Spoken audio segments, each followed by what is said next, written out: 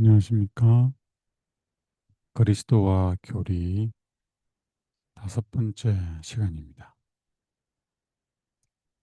오늘도 그리스도와 율법에 관해서 살펴볼 텐데요.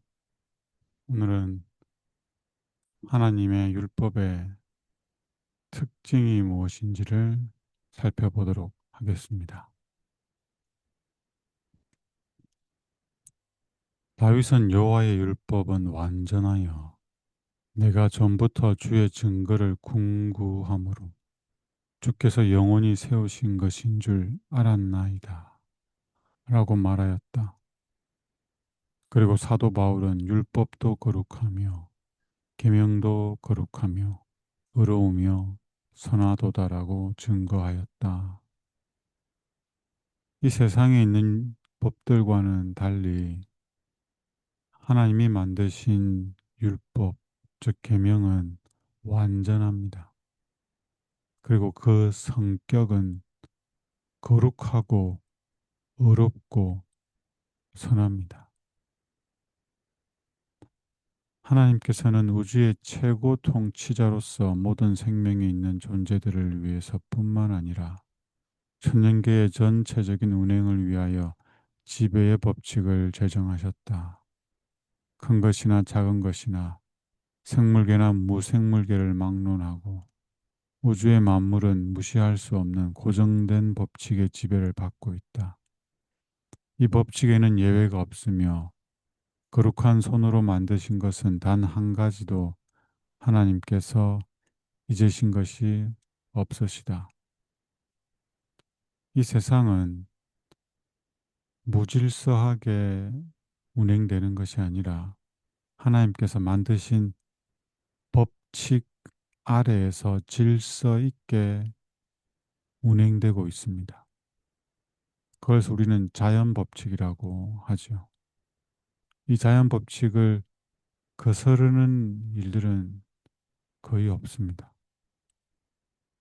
그러나 천년계의 모든 것이 자연 법칙에 의해서 지배를 받고 있지만 오직 지적 존재인 인간만이 법칙의 요구를 이해할 능력을 가지고 있으며 도덕적인 율법에 순종할 수도 있다. 근데 이 세상의 모든 피조물들이 자연 법칙에 의해서 지배를 받고 있는데 오직 한 존재만 도덕 법칙에 의해서 다스려지고 있습니다. 그들이 바로 하나님의 형상을 닮게 창조된 인간입니다. 하나님께서는 인간에게 지적인 능력을 주셔서 이 도덕 법칙을 이해할 수 있게 하시고 또 하나님의 형상을 주셔서 도덕법을 순종할 수 있게 하셨습니다. 사람은 도덕적일 수 있지만 강아지나 고양이는 도덕적일 수가 없죠. 이것이 사람과 다른 피조물 간에 있어서 가장 큰 차이점입니다. 그런데 사람이 비도덕적이게 되면 다른 동물과 짐승과 다를 바가 없게 되는 것입니다. 당신의 피조물 중에서도 가장 걸작품인 인간에게만 거룩한 율법의 신성한 요구들을 인식할 수 있는 양심과 거룩하고 의로우며 선한 율법을 사랑할 수 있는 마음을 주셨다. 하나님을 아는 사람은 물론이거니와 하나님을 모르는 사람도 하나님의 율법에 순종하여 곁에 있는 사람들을 위하여 봉사하고 사랑할 수 있도록 양심을 허락하셨습니다. 그래서 누가 알려주지 않아도 죄를 지으면 이 양심이 그 사실을 알게 되죠. 자기가 죄를 지었는지를 누구보다도 잘 이해합니다. 그래서 모든 사람들에게 하나님을 아는 사람이든 하나님의 율법을 모르는 사람이든 상관없이 모든 사람에게 이 순종이 요구되는 것입니다. 그리고 인간에게는 즉각적이며 완전한 순종이 요구되었다. 그렇지만 하나님께서는 인간이 억지로 순종하도록 강제하지 않으시며 자유로운 도덕적 존재로 대우하신다. 하나님께서 온 우주가 질서 속에서 운행하도록 하셨죠.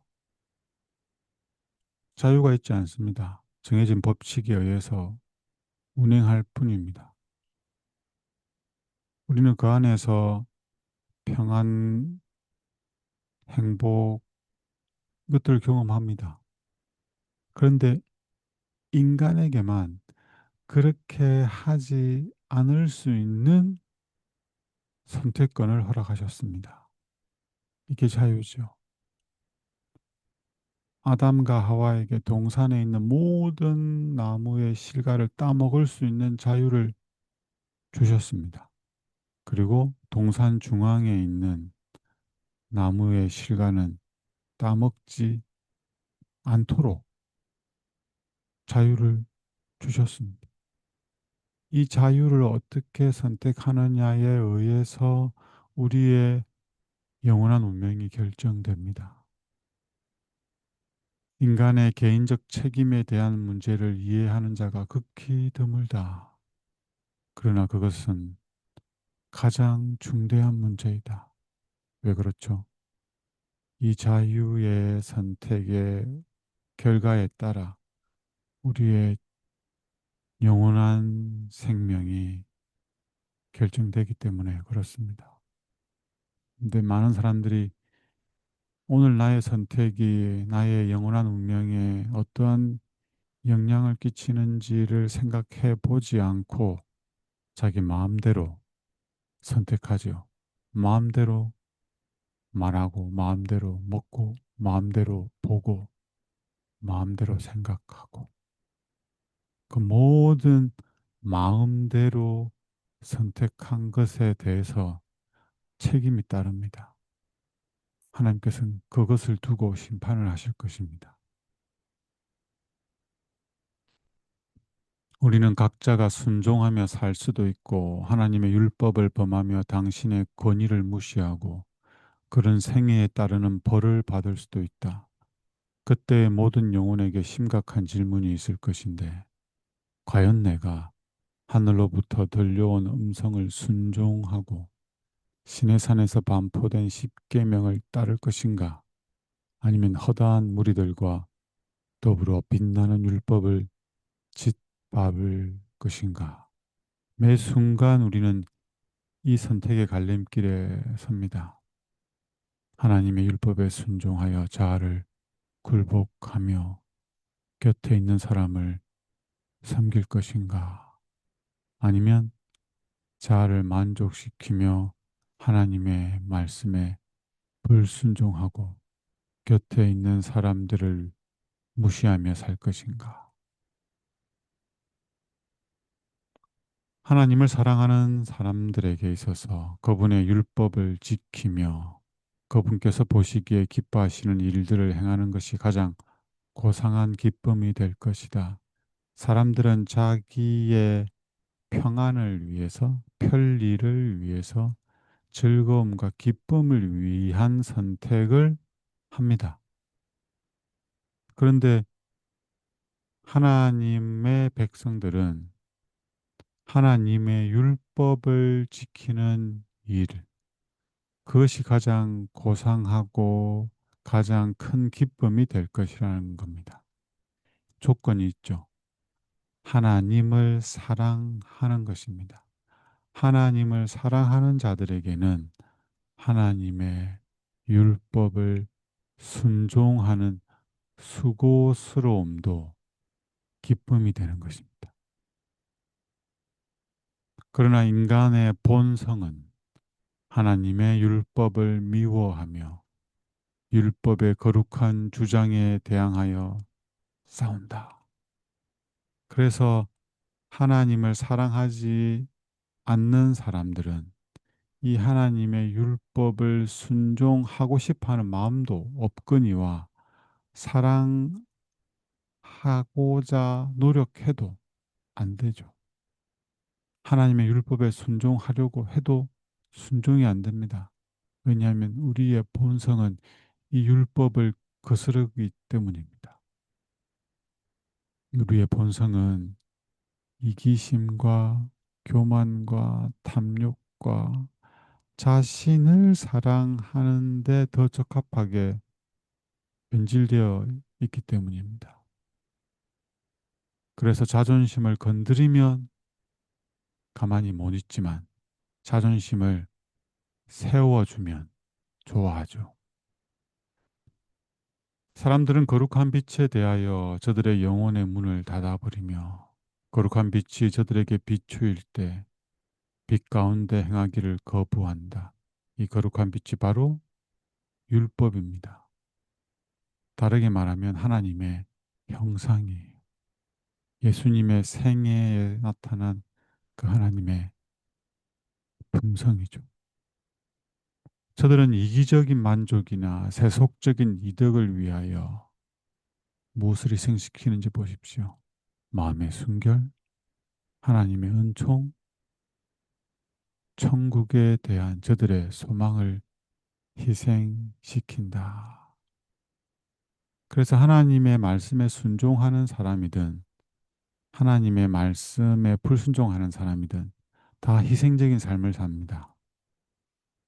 하나님의 말씀에 순종하는 사람은 자아 희생적인 삶을 살지만 하나님의 말씀에 불순종하는 사람은 자아를 보존하려 하다가 영원한 생명을 희생시키는 거예요.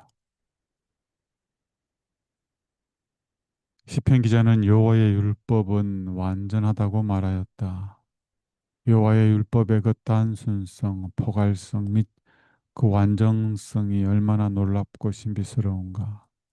율법의 내용이 너무나 간단 명료하기 때문에 우리들이 모든 계명을 쉽게 암기할 수 있으나 그 의미는 너무나 원대하며 하나님의 전체적인 섭리를 나타내기에는 부족함이 없고 외형적인 행동만을 인식하는 것이 아니라 마음속에 있는 사상, 의도, 욕망 및 정서까지도 살핀다. 십계명은 단순하죠. 10가지 계명. 그 계명을 암기하는데 오랜 시간이 걸리지 않습니다. 4가지는 하나님을 위한 계명, 6가지는 인간관계 속에서 지켜야 할 계명들. 이 계명들은 금방 우리가 숙지할 수 있어요. 그런데 그 계명의 요구는 엄청나죠. 그 계명이 포함하고 있는 범위는 우리가 제한할 수가 없습니다. 우리의 보이는 행위는 물론이거니와 우리의 보이지 않는 생각, 의도, 동기, 욕망, 계획, 이 모든 것을 다 포함하고 있습니다. 그래서 하나님이 심판하실 때 이 율법으로 우리를 심판하실 텐데 무엇까지 심판하시냐 하면 기회가 주어졌더라면 범했을 죄까지 심판하십니다. 하늘 책에 우리의 모든 생각과 목적과 계획과 동기를 다 아시는 하나님께서 기회가 주어졌더라면, 이 사람에게 돈이 있었더라면, 이 사람에게 높은 지위가 있었더라면, 이 사람에게 권력이 있었더라면, 그때 지었을 죄까지도 기록되어 있다는 겁니다. 그래서 그리스도인들은 환경의 지배를 받지 않는 사람이어야 합니다.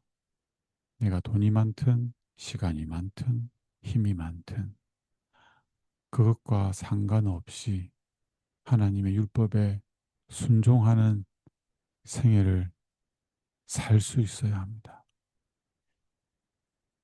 인간의 법률은 이 같은 일을 할 수 없다. 인간의 법률은 다만 외형적인 행동만을 제재할 수 있다. 인간은 범죄자이면서도 자신의 악행이 인간의 눈에 띄지 않도록 숨길 수 있다.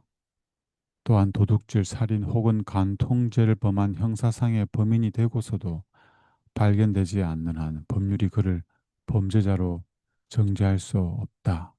인간은 그 동기를 정죄하지는 못하죠. 심지어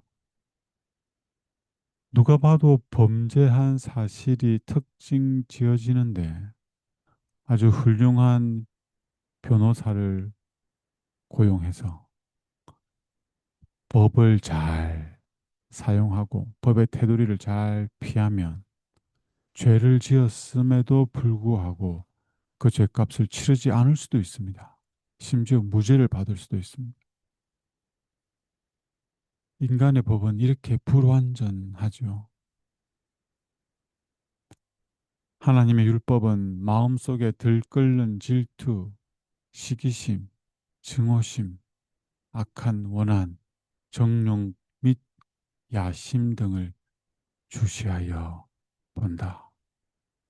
이러한 악의 씨들은 뜻은 있으나 기회가 없어 행동으로 나타나지 않을 뿐 언제든지 기회만 있으면 행동으로 옮겨질 것이다. 기회가 있으면 지었을 죄까지라도 하늘책에 다 기록된다고 말씀드렸죠. 우리에게 기회가 없어서 짓지 못한 죄가 있어서는 안 됩니다.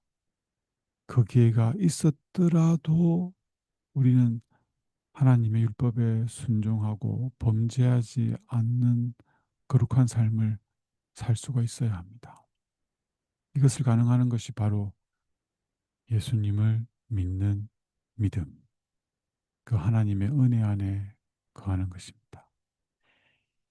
그리고 이러한 모든 죄악적인 감정은 행위뿐만 아니라 그 감정까지도 우리가 꼭 참고 안 할 수는 있지만 꼭 참을 때 우리가 가지는 그 감정들까지도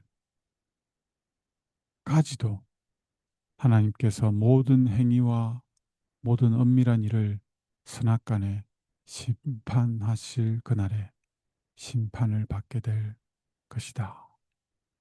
이 사실을 잘 기억하시고 다시 한번 이 말씀을 묵상하시고 개인적으로 기도하는 시간을 가지면 좋겠습니다.